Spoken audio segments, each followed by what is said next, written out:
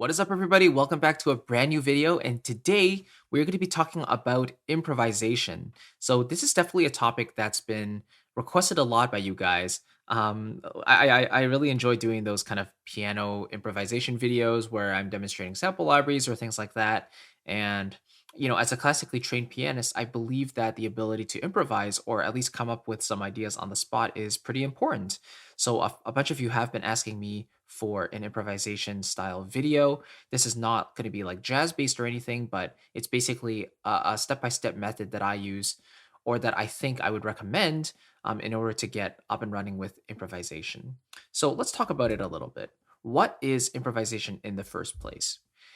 Essentially, you can consider it free time composition. A lot of the times we're writing music and we take our time with it and we come up with ideas and we write them down. Improvisation is not necessarily that, it's more like writing in free time. It's like a way for your brain to just get all the information out. And yeah, it's really useful that way because you might have a bunch of stuff in mind that you don't want to lose, so then improvising is definitely a good way to get it all out. So I just wrote here, it's a great way to brain dump ideas or establish new themes, right? It's also a really good mental exercise that keeps the creative juices flowing. So even if you're like writing a project and then you just need a little break, maybe you're doing orchestration or you're doing transcriptions or something, and you just need, or you feel the need to just get writing something, then improvising can really just, it's basically a creative exercise for your brain. So it's like any muscle, right? It's like you keep on working out, and it just continues to develop over time. So the brain is no exception there. And this can be easily accomplished through five fundamental steps that we'll talk about right now. So it's not like it's just something you can pick up overnight. There are certain things that you need to be able to do in order to accomplish the ability to improvise. So the five essential building blocks of improvisation, in my opinion, are number one, an instrument proficiency. So being able to play an instrument at a good level, right, in order to lay your ideas down without being hampered by a lack of technical skill. Does that make sense? So like even if you don't play a piano, maybe you play a guitar or you play a trumpet or something, you should be able to play that instrument at a relatively decent level because if you get ideas in your head, you don't want to be like, "Oh, how do I actually play that note?" Or, "I can't really control my fingers," or things like that. A solid standard of playing is typically recommended, as a basis of improvisation, if not like a good level. Ear training is also something that's really important when it comes to improvising because a developed ear aids the composition process through quick transcription, right? So imagine in your mind you have something like do do do do do do do do or something like that. And through interval training, being able to identify different like the distances between those notes, you'll be able to tell like do do do, that's basically do so do, or a fifth then a fourth going down as half step do do do do do do. And that basically comes through a knowledge of the major and the minor scale. Being able to sing any of these scales is very, very important. So if you just want to get the bare essentials down, then I would recommend singing major and minor scales, being able to use solfege as well, especially for your major scale, and familiarizing yourself with the different intervals within an octave, especially. So from a perfect unison, when you hear a note that's repeated, you know that it's the same note. Second, major third, perfect fourth, and so on, all the way up to a perfect octave, because most melodies and most chords will fit within a certain octave. Okay. And so knowing your intervals as well as recognizing different chord qualities, like if you play a major chord versus a minor chord, you should be able to tell the difference between those qualities of the chords. One sounds happier, one sounds sadder, one sounds brighter, and one sounds darker, right? So ear training is very important. So when you hear something in mind, then you're actually able to play it out very quickly because you're already familiar with what the tone of that melody or the chord sounds like. Music theory is also very important. So I think a fundamental knowledge of melody writing and functional harmony makes the process relatively simple. I mean, music theory and ear training kind of go hand in hand here, just because like ear training, like intervals and things like that, those fit within music theory. But music theory can also encompass the concept of functional harmony, so chord progressions, which chords want to go where. In melody writing, knowing that repeated notes, steps, and skips are really building blocks to good melodies rather than like large leaps and things like that. And knowing how melodies and harmonies fit together, like if a chord has a certain set of notes, then the melody will always sound good if that melody note belongs in the harmony. If it belongs in the chord, then it's going to sound consonant, not dissonant, right? So knowing the basic fundamental building blocks of how chords and scales work together will make improvising so much easier because you're not second guessing yourself. You already know, how music works in a basic sense. Then moving on, we go to active listening. And this is also crucial just because, if we want to improvise and create our own music, we need sources of inspiration and we need to create our own vision and our own sound. So the best way to do that, and the method I find the most effective, is to actually listen to musical styles that I kind of want to write in. So if I want to write big band music, I'm going to listen to big band music and come up with my own ideas from there. If I want to write classical music, I'm going to listen to greats like Beethoven, Mozart, Haydn, even Chopin. Like the music you want to write, you have to listen to those styles in order to get the ideas in your head. And the more artists you listen to and the more music you listen to, the more influences you'll start to internalize, right? And so naturally, you'll start to write in that type of style if you get used to hearing certain patterns, certain melodies in a certain way. Does that make sense?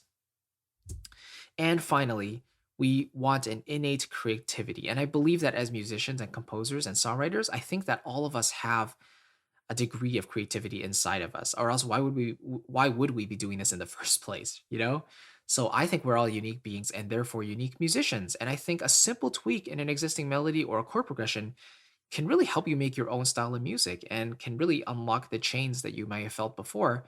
Like, oh, I hear this 1 to 5 to 6. Well, what if I go 1 to 5 to 2 and then maybe follow that up with a 4? Um, just so you know, every chord progression has been done before. But if you write in an original way and you're explicitly not copying something, or you feel like you're not, then most likely you're coming up with something somewhat original to yourself, at least. The longer of a piece you write, the more chances you have of developing your own sound in there. Because the shorter it is, the higher chances there are of you writing something that's already been written. So that's the idea. These 5 steps: instrument proficiency, ear training, music theory, active listening, and an innate creativity are all the building blocks that are needed to improvise. So let's go through a little bit of an example. I'll walk you through how I would improvise. Let's say if I was given a couple of examples and was asked to improvise on the spot, what I would do. All right, so let's say I was asked to improvise something in the key of C major, and the client wanted something like an 8-bar loop with, let's say, a standard chord progression in C major. So first of all, I know that the key of C major has all white notes, so I know I'm probably going to stick to the 8 white notes that lie in front of me, right? And if I want to throw in some additional chords, like for modal mixture and things like that, I could do that, but I just want to make sure that that's what the client wants, or maybe that I'm just improvising for myself. But as long as I know that I mainly want to stick to the diatonic scale of C major, then I'm pretty set to go. So if I know that the basic chords in C major are C major, D minor, E minor, F major, G major, A minor, and B diminished, then I know generally where my limits are, because I know I have 7 different chords that I can play, and the melody generally has to fit within those chords. So the chords sound like this.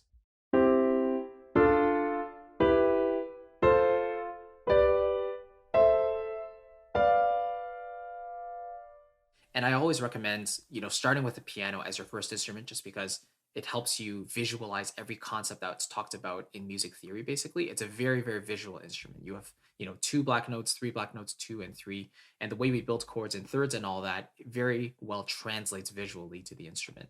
So anyway, let's say I want to write a little melody. And let's say I'm just trying to make something up on the spot. So having a knowledge of functional harmony, I know that if I start on the 1 chord, I probably want to go to the 5 chord maybe, or I can go from 1 to 2. The 1 chord can really go to anything in this case. But other chords are not so flexible. For example, the 5 chord loves to go to the 1 chord, and the 5 chord also loves to go to the 6 chord.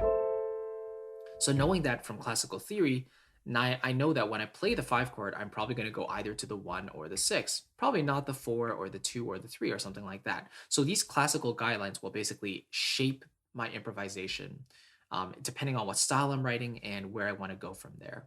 So let's just improvise a little bit and see what happens.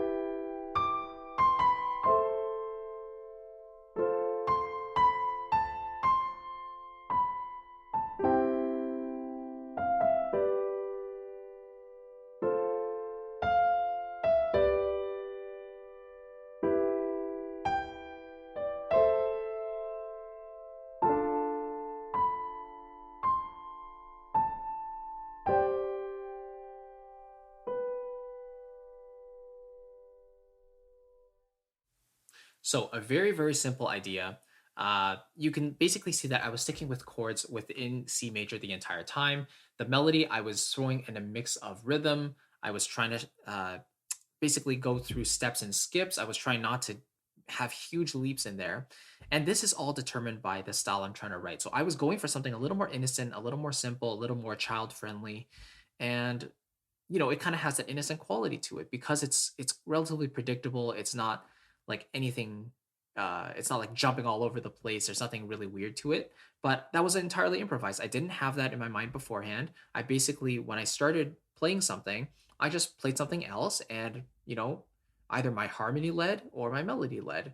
And I tend to think about both at the same time at this point in my life.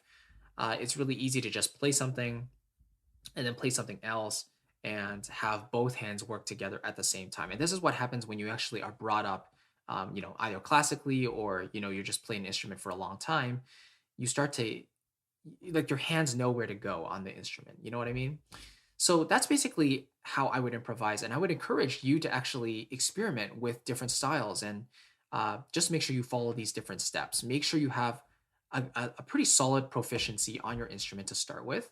Then make sure that your ear training and your music theory knowledge is at least at a good fundamental level. So you understand how melody writing works, you understand how melodies fit with harmonies, how harmonic progressions work, what chords like to go to what chords, and then also listen to a lot of music and try to actively listen to what chord progressions are happening, write down the things you enjoy musically, and then finally you can start making up your own. And I would always recommend choosing a certain key to start with, a certain scale, then moving to the next chord, then the next chord, and just make sure that your music theory knowledge is good enough so that you know the limits to which you can stay within.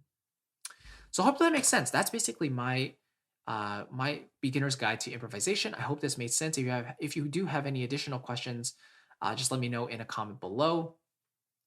And yeah, if you're interested in learning about the music theory fundamentals, I have a free guide for you that actually goes over every single step of the music theory process that every composer and songwriter should really know about. So it'll cover scales, it'll cover chords, it'll cover half steps, whole steps, and basically give you a working knowledge of the fundamentals of music theory. So the next time you actually improvise or write a piece of music, you'll pretty much know exactly what you're doing. And that's really, really important, I think.